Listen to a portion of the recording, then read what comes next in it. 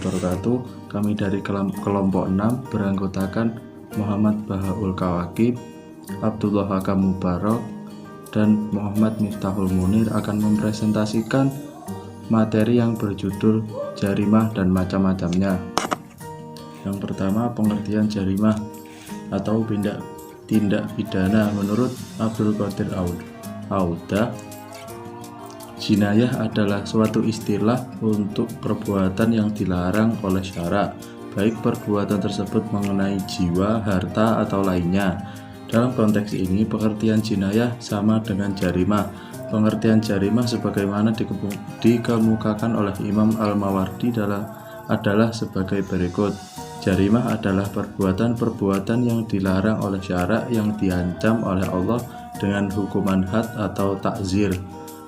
Perbuatan pidana atau tindakan pidana adalah perbuatan yang dilarang oleh suatu aturan hukum larangan yang mana disertai ancaman sanksi yang berupa pidana tertentu. Bagi barang siapa melanggar larangan tersebut, dapat juga dikatakan bahwa perbuatan pidana adalah perbuatan yang oleh suatu aturan hukum dilarang dan diancam pidana, asal dalam pidana itu diingat bahwa larangan ditunjukkan kepada perbuatan, yaitu suatu keadaan atau kejadian yang ditimbulkan oleh kelakuan orang. Menurut Profesor Dr. Wiryono Projodikoro dalam buku Asas-asas Hukum Pidana di Indonesia memberikan definisi tindak pidana dalam bahasa Belanda disebut strafbaar yang sebenarnya merupakan istilah resmi dalam strafboek atau kitab undang-undang hukum pidana yang sekarang berlaku di Indonesia. Istilah bahasa asing menyebutnya sebagai delik.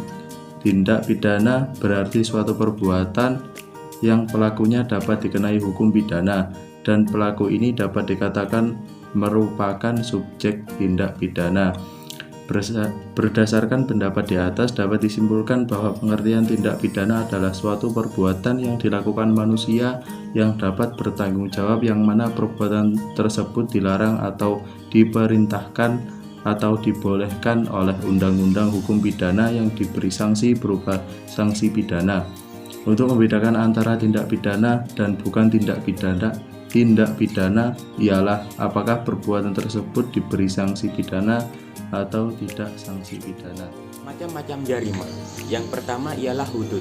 Hudud berasal dari bahasa Arab yang berasal dari kata jamak had.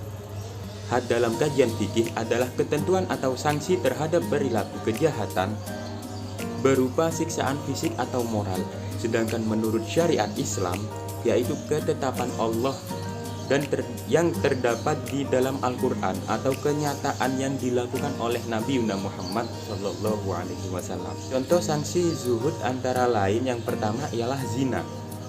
Riwayat had untuk zina, muhson adalah rajam atau ditanam sampai leher dan dilempari batu kerikil hingga meninggal. Sedangkan had ghairu muhson yaitu didera atau dicambuk sebanyak 100 kali. Yang kedua, homer atau minuman keras dan mengkonsumsi obat-obatan terlarang. Menurut Imam Hanafi dan Hambali, dijatuhkan cambuk sebanyak 80 kali. Sedangkan menurut Imam Syafi'i adalah 40 kali. Dan juga perilaku-perilaku kejahatan beserta had yang lain sebagainya. Yang kedua ialah diat atau kafarat. Diat atau kafarat berarti denda dalam bentuk benda atau harta berdasarkan ketentuan yang harus dibayar oleh si pelaku pidana kepada pihak korban sebagai sanksi atas pelanggaran yang dilakukannya. Yang ketiga, takzir. Jarimah takzir dalam pengertian hukum Islam adalah hukuman yang bersifat mendidik yang tidak mengharuskan pelakunya dikenai had ataupun membayar kafarat atau diat. Jenis hukuman jarimah takzir antara lain ialah hukuman penjara, skorsing, atau pemecatan, teguran dan jenis hukuman-hukuman lain yang dipandang sesuai dengan pelanggaran dari pelakunya. Keputusan mengenai hukuman ini dalam pihak yang diberi kewenangan untuk menetapkan jenis hukuman dan pelaksanaan takzir adalah pihak pemerintah, kecuali guru dalam rangka mendidik murid-muridnya, orang tua dalam rangka mendidik anak, dan suami dalam rangka mendidik istri. Waris menurut hukum perdata. Hukum waris Eropa yang dimuat dalam Burgerlijk Wetboek yang sering disebut BW adalah kumpulan peraturan yang mengatur mengenai kekayaan karena wafatnya seseorang, yaitu mengenai pemindahan kekayaan yang ditinggalkan oleh si mati dan akibat dari pemindahan ini bagi orang-orang yang memperolehnya, baik dalam hubungan antara mereka dengan pihak ketiga. Dalam KUH Perdata ada dua cara untuk mendapatkan sebuah warisan dari pewaris, yaitu secara ab intestato, pewarisan menurut undang-undang. Pewarisan menurut undang-undang yaitu pembagian warisan kepada orang-orang yang mempunyai hubungan darah yang terdekat dengan pewaris yang ditentukan oleh undang-undang. Ahli waris menurut undang-undang berdasarkan hubungan darah terdapat 4 golongan, yaitu golongan pertama, keluarga dalam garis lurus ke bawah meliputi anak-anak beserta keturunan mereka beserta suami istri yang ditinggalkan atau yang hidup paling lama. Golongan kedua, keluarga dalam garis lurus ke atas meliputi orang tua dan saudara baik laki-laki maupun perempuan serta keturunan mereka. Golongan ketiga meliputi kakek, nenek, dan leluhur selanjutnya ke atas dari pewaris. Golongan keempat meliputi anggota keluarga dalam garis ke samping dan sanak keluarga lainnya. Dalam hukum waris perdata berlaku asas-asas, yaitu yang pertama hanyalah hak-hak dan kewajiban dalam lapangan hukum kekayaan harta benda yang dapat diwariskan.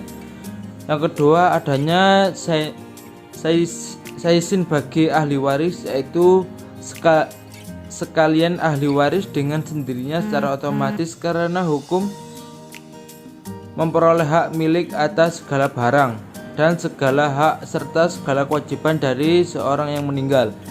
Yang ketiga, asas kematian, yaitu pewarisan hanya bisa terjadi karena meninggalnya pewaris. Yang keempat,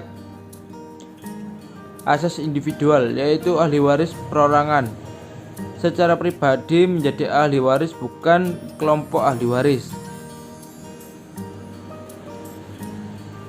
Yang kelima, asas bilateral, yaitu seseorang bisa mewarisi harta warisan dari pihak ayah maupun pihak ibu. Yang terakhir, asas penderajatan, yaitu ahli waris yang derajatnya lebih dekat maka akan menutup ahli waris yang derajatnya jauh dari pewaris. Terdapat sebab-sebab menurut undang-undang ahli waris tidak patut menerima warisan dari pewaris. Yang pertama, ahli waris yang menurut undang-undang yang dinyatakan tidak patut untuk menerima warisan secara ab intestato dalam pasal 838, 839 dan 840 KUH Perdata adalah mereka yang telah dihukum secara dipermasalahkan telah membunuh atau mencoba membunuh si pewaris.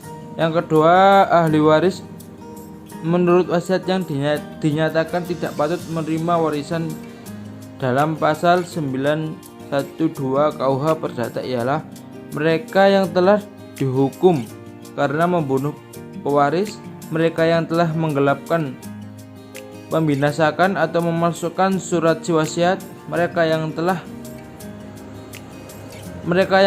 dengan paksaan atau kekerasan telah menyegah si pewaris untuk mencabut atau mengubah surat wasiatnya.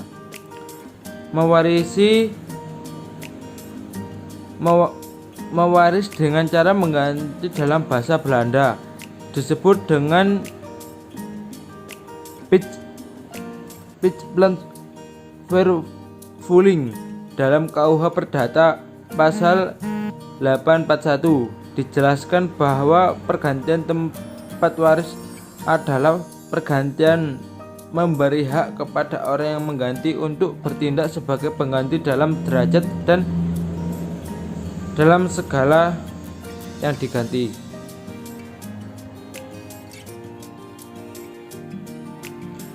Mungkin sekian apa yang dapat kami sampaikan. Kurang lebihnya kami mohon maaf yang sebesar-besarnya. Wassalamualaikum warahmatullahi wabarakatuh.